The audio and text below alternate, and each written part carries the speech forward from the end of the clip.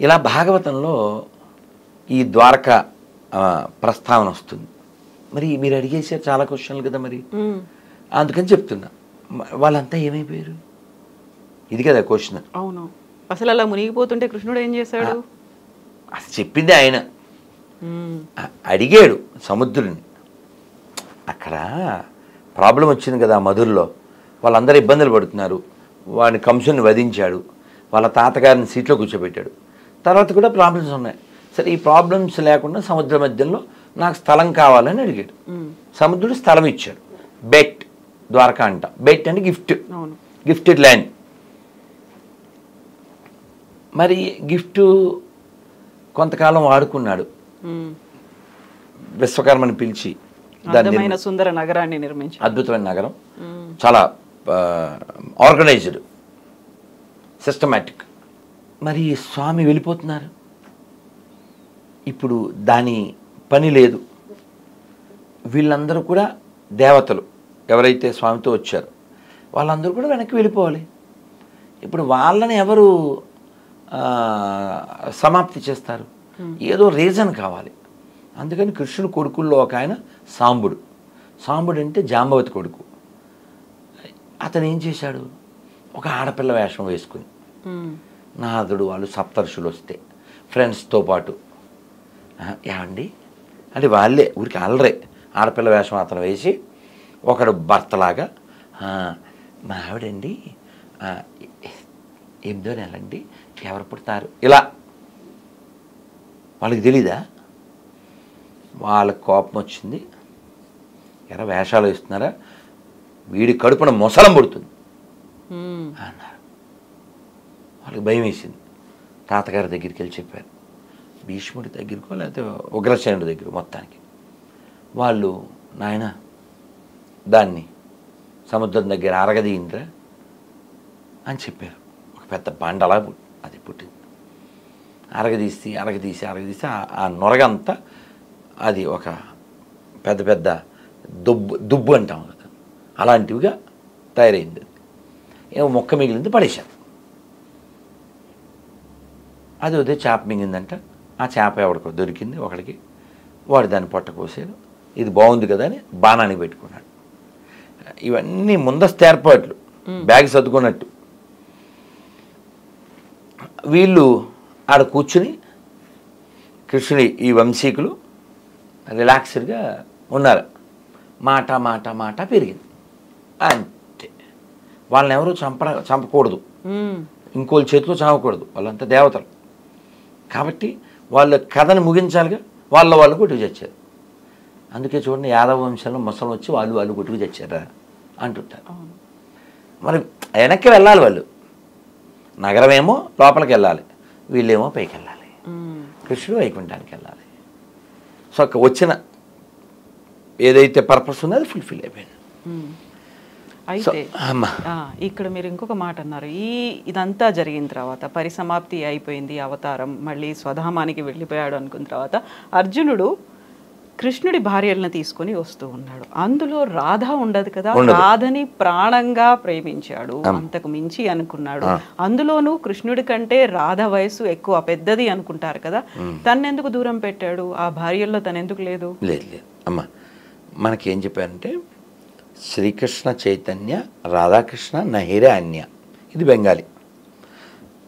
శ్రీకృష్ణ చైతన్య అంటే రాధాకృష్ణుడికి అభిన్నం, అంటే రాధాకృష్ణులే చైతన్య మహాప్రభు అని చెప్పారు.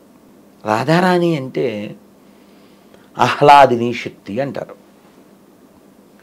కృష్ణుడి యొక్క ఆనందం ఒక రూపం చేస్తే ఆవిడ రాధారాణి. కాబట్టి రాధారాణి కృష్ణుడు వేరు కాదు, కేవలం లీలా ప్రకటన చేయడానికి మాత్రమే భగవంతుడు రాధారాణిని వచ్చేలా చేయడం జరిగింది.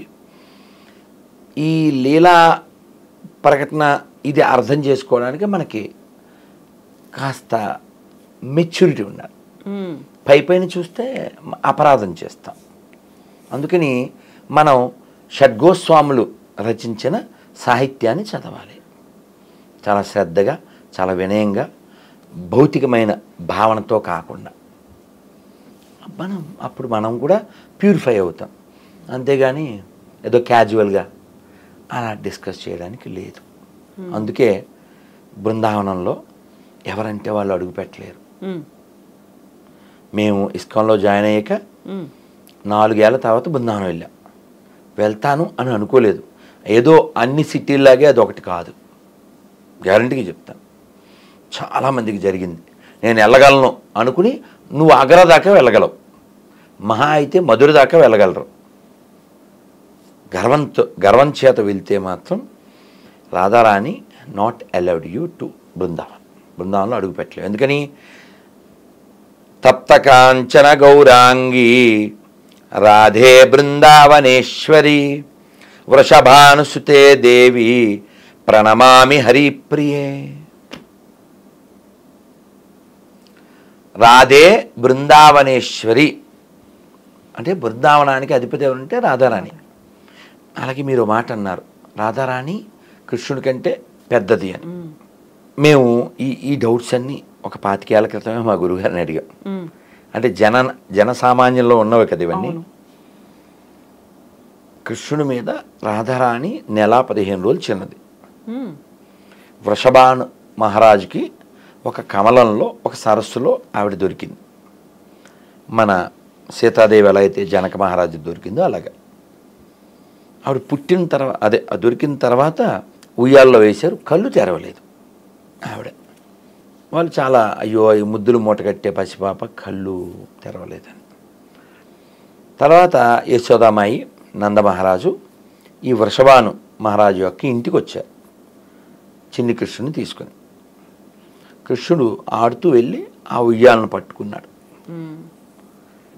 కృష్ణుడు ఎప్పుడైతే ఆ ఉయ్యాల పట్టుకుని నిలబడ్డాడో అప్పుడు ఆవిడ కళ్ళు తెరిచింది.